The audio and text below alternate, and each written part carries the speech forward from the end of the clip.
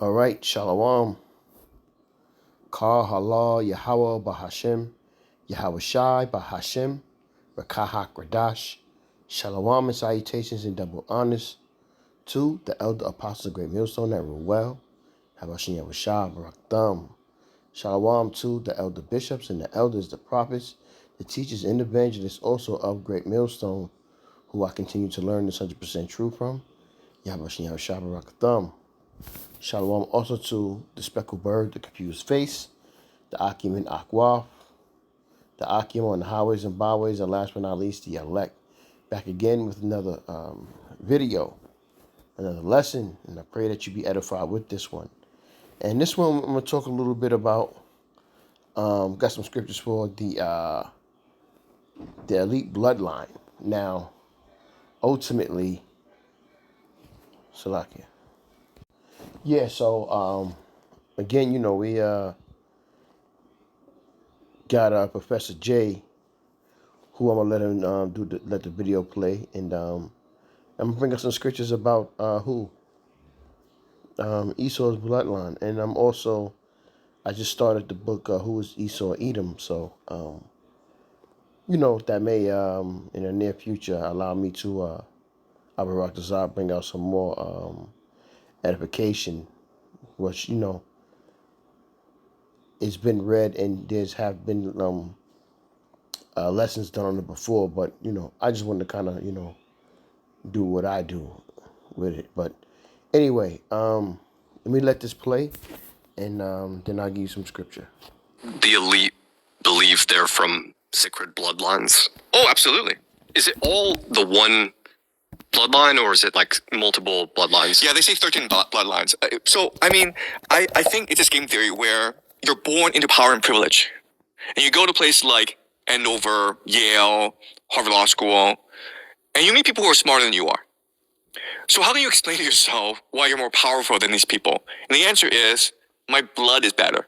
My blood is pure. I have dragon blood. I have divine blood from Hercules, from Achilles, from Alexander the Great. That's why I should rule the world. Because I'm not going to give up my position.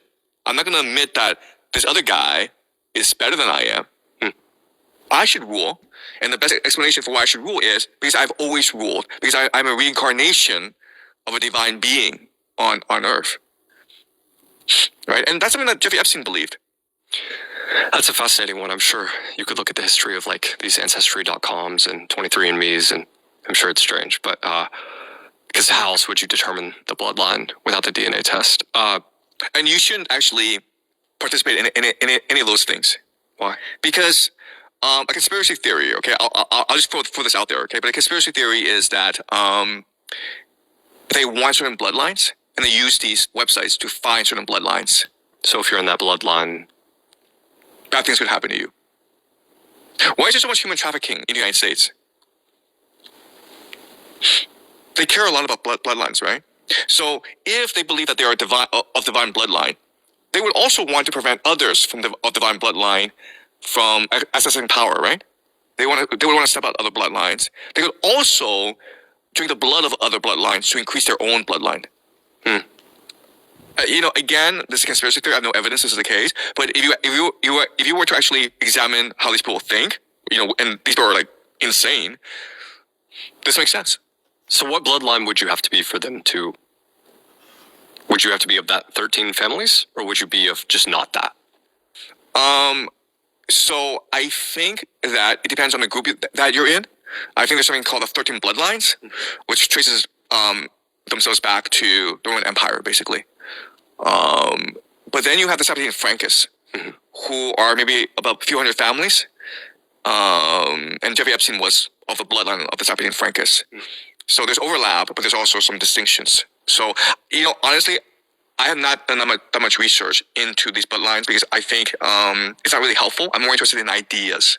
Because these people aren't that smart, and their behavior is sort of preordained. You know exactly how they will behave. I'm much more interested in people like Donald Trump, who, regardless of what you think about him, he actually has an imagination. He actually has a connection to the divine, perhaps. He thinks he does, yeah. And he probably does, yeah. The elite believe they're from... Okay, so you see that wasn't a lot in that, but just to kind of give you an idea of, if you didn't understand who is Esau, Edom, and what you know about the elites. This is the understanding of what you should know about the elites and the bloodlines. You know, the 13 bloodlines, the elites. You know, but let's get some scriptures. First scripture we have is Job 9:24. It should be a scripture that all should be familiar with, except new people coming in. And it reads, "The earth is given into the hand of the wicked. He covereth the faces of the judges thereof. If not, where and who is he?" So who and where is the wicked if they're not ruling today? And we all know who is actually ruling the earth today. We know what nation of people who are ruling the earth, who are sitting at the top, the helm of what goes on the earth. And if it's not him, then who is he? Right? This is Habakkuk 1:4. "Therefore the Lord is slack, and judgment doth never go forth. For the wicked doth compass about the righteous. Therefore wrong judgment proceedeth." So the righteous are the ones, the meek, the poor are the ones who are being judged and falsely accused and tormented and taken advantage of, and all the things above that are unrighteous. And who is doing that? Who's behind it? It's these wicked elites, start with Amalek, right? Psalms 5:9. "For there is no faithfulness in their mouth. Their inward part is very wickedness. Their throat is an open spatula. They flatter with their tongue." So what? They lie to you. The scriptures tell you that their words are smoother than butter, but woe is in their heart. They come off as if they want to be your friend, or they're good people. They make treaties with you and they break them, and they attack you when your guard's down, and they destroy you when you least expect them to start war, because they say to you that we don't want war.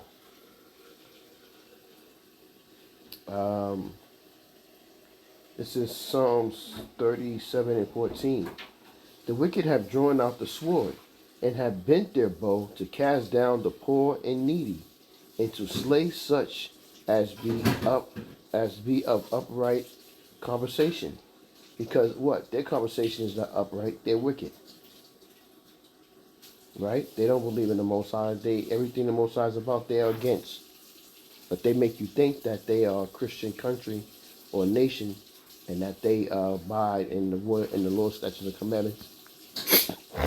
Excuse me. Of the Most High. Thank you. And they don't. And you jump down to verse 28, and it says, "For the Lord loveth judgment, and forsaketh not his saints." Who are his saints? We know through the scriptures. What is that? Psalms 147. His saints are the Israelites. They are preserved forever, but the seed of the wicked shall be cut off. That's right. The seed of the wicked will be cut off. The Most High doesn't need them, but he used them to afflict punishment on us. What happens is that this devil overdid it, and now he has to pay for it. I wanted to get another scripture, though. I wanted to make sure that was right about the saints. I know it's in Psalms. I thought it was 177. But let's make sure. We want to always make sure. We don't want to halfway do nothing.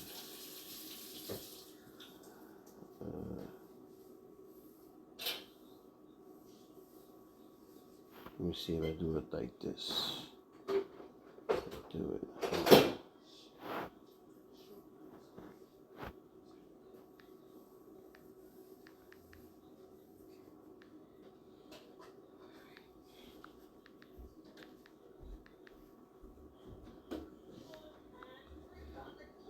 There we go. It's not 147. Psalms 148 and 14, and it reads, He also exalted the horn of his people, the praise of all his saints, even of the children of Israel, a people near unto him.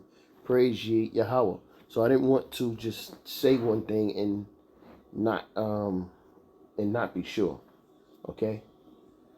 This is something that this is one of the things that Great Millstone teaches you. You don't wing it. You study it, you learn it, you teach it. But if it's wrong, then you check it and you do it the right way. Psalms 49 and 11, and it reads, Their inward part is that their houses shall continue forever, and their dwelling places to all generations. They call their lands after their own names. Is this not the elites? They think that they're going to continue to reign and rule forever. Yahweh Bahashim Yahweh Shai has them in the trick bag. They're going to be destroyed. They're going to be servitude to us. And this is something that bothers them as well.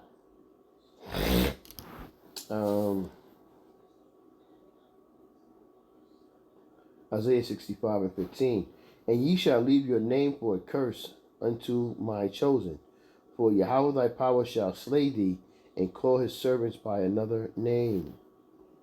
Okay? Because why? We will be called bywords.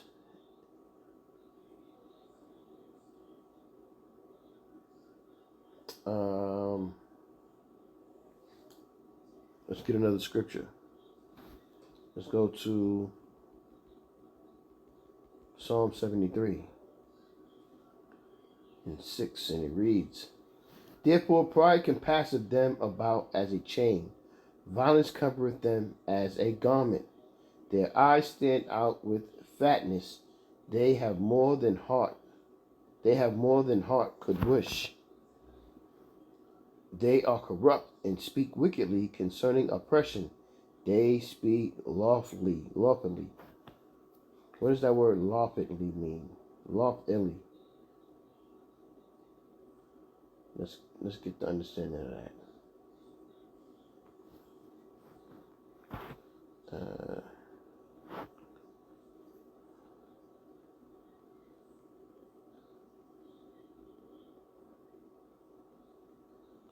Psalm 73 and 8.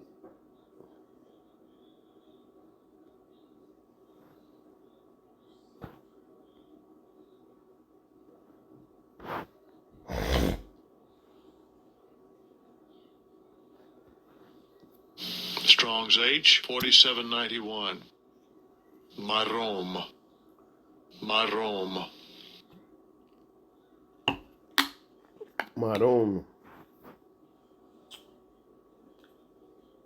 Like maroon, but maroon. And lawfully is a height, elevation. They like that proudly of nobles. So we understand that this is definitely describing who Esau is. Esau is definitely like to be over everybody, and he loves to be in his pride. Okay? That is definitely that man. Let's go to Nahum. And I pray that this is working. This is helping you out, because this is who this man is. He's been trying to hide it, and now it's obvious. Nahum 3 and 4. Because of the multitude of the whoredoms of the well-favored harlot, Babylon,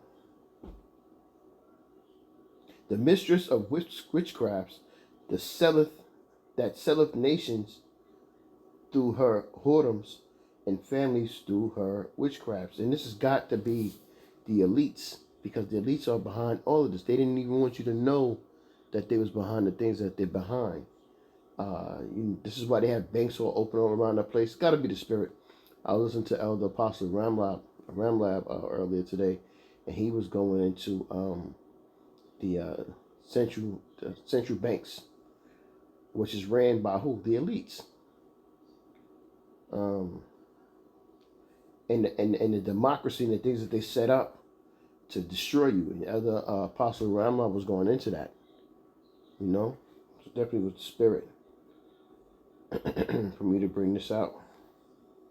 And like I said, I'm reading the book right now. Who is Esau Edom? And as the elder apostles tell us on down of Great Millstone, that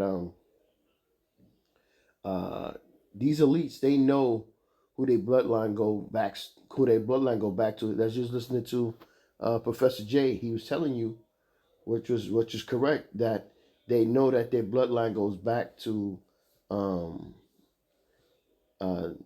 elites in Rome. Okay, they know that. This is what makes them proud.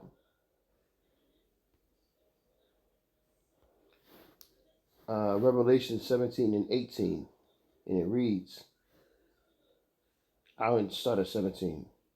For the Most High have put in their hearts to fulfill his will. Woo-hoo! Who's he talking about? The elites, they in the Most High's trick bag. Yahweh Shah got them set up to destroy their own selves. For the Most High have put in their hearts to fulfill his will, and to agree and to give their kingdom unto the beast, until the words of the Most High shall be fulfilled. Prophecy.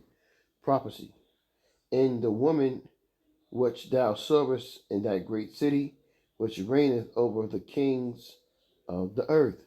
So again, Job 9 and 24, the earth was given into the hand of the wicked.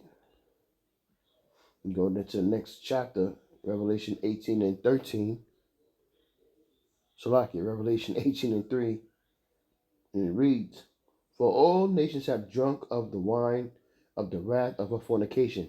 Not the only, but one of the nations that have not drunk in the wine and they don't like Amalek and they let it be known is Iran. This is why it's inevitable that they go to war with the Middle East again, or the so-called Middle East, and go to war with Iran, because they know that Iran does not conform to their ways. But don't get it twisted. Iran is definitely still down with the cashless system. You know what I mean? And it's going to happen. Revelation again, 18 and 3. For all nations have drunk of the wine of the wrath of her fornication, and the kings of the earth have committed fornication with her, and the merchants of the earth are waxed rich through the abundance of her delicacies. So they come into America. They come into America and they got rich, and they got rich off of really the Israelites' backs, working them and underpaying them.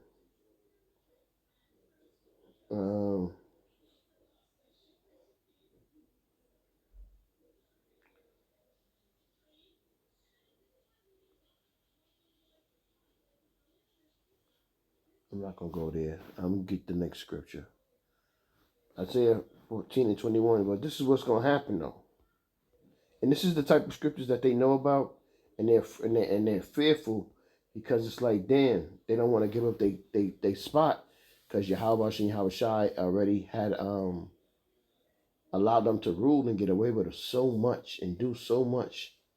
And they thought that they would, the inward parts, that they would do this forever and be here forever and rule forever. And now it's coming to an end, and they don't know how to deal with that. Isaiah 14:21. Prepare slaughter for his children, for the iniquity of their fathers, that they do not rise, nor possess the land, nor fill the face of this world with cities. And they're trying to. They're building every place. They really pretty much got their MOTB set up. It's all about they need a Black Swan event, a major event to put them in position, so they could allow the first ones to accept it. This is why they're giving you all kind of commercials. It's on the low. It's everywhere, but it's going to be really mainstream real soon, and they're going to use the entertainers and the artists and all of those type of people, those icons and idols, to promote it. And then after that, then they're going to make it mandatory. Okay, and when they do that, we up out of here. Why? Because Yahweh Shah is going to avenge us. Yeah. Ezekiel 30:25-14. And I will lay my vengeance upon Edom by the hand of my people Israel, and they shall do in Edom according to mine anger and according to my fury, and they shall know my vengeance, saith Yahweh, thy power. That's right, call Lord Yahweh Bashem Yahushua.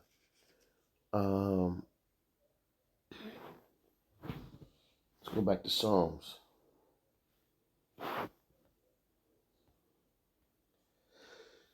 Oh, yeah, it's that time for me, Salakia. Too many Salakias there. Psalms 37 and 28, and it reads, "For the I read, yeah, I read this one already. So I read this one already. I read that one already. Revelation 12.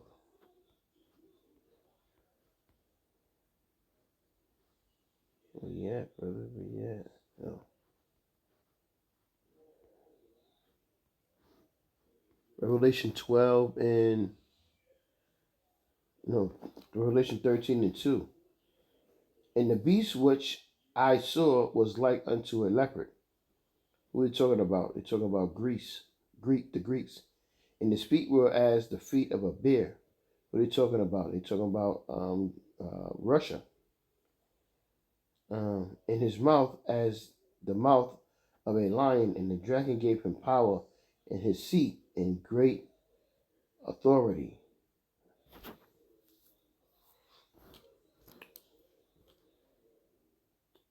Micah. Well, Salakia, again, in the beast which like unto a leopard. That leopard is who? Um, the Greeks, which are who? Edomites. And the feet of a bear, which are Russians, are who? Edomites. So there's Edomites and Edomites together. In his mouth as the mouth of a lion. So we know that they are looking to destroy us with the media and all the things that they could, make us deem us terrorists and everything like that, and the dragon gave him his power. So who's the dragon? The dragon is the beast system, which starts with who? Babylon. Babylon gives power. And how? It uses its military might to kill and destroy if you don't conform to what they want you to do. And Babylon also has the authority to do that. This is why the world hates them right now, because they go from different place to different place, and they give you democracy, and they take your resources. And if you don't want democracy and you don't want them in your land, then they kill your leader, and then after that, they go and they put their own leader in your place. Kind of similar to what it was like with in the ancient time with Herod, you know.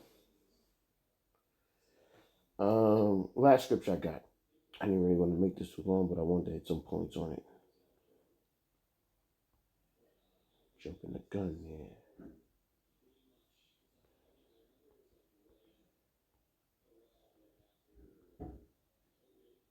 Micah 2. And I'll start at 1. Woe to them that devise iniquity and work evil upon their beds. When the morning is light, this is the elite. This is the 13 bloodlines. They practice it because it is in the power of their hand. And they covet fields and take them by violence, and houses and take them away. So they oppress a man in his house, even a man in his heritage. So they oppress you by your home, and they oppress you by taking your land. Esau wants everything. Amalek wants everything. He's a greedy man. This is why his own people can't stand him. But I'll bring out some more information, man. I just kind of started getting into the book. So maybe give me probably like the end of this week. This is Monday. So maybe the end of the week, man, I'll read a little bit more and kind of give you some edification with it. So I'm going to say you edify with that quick lesson. With that, I'm going to say, Kahalo Yahweh, Bahashem, Yahweh Shai, Bahashem, Rekah HaKradash, Shalom, and salutations again and double honors to the elder apostles of Great Millstone, where I continue to learn this truth from, on down, and Shalom to the elect. Shalom.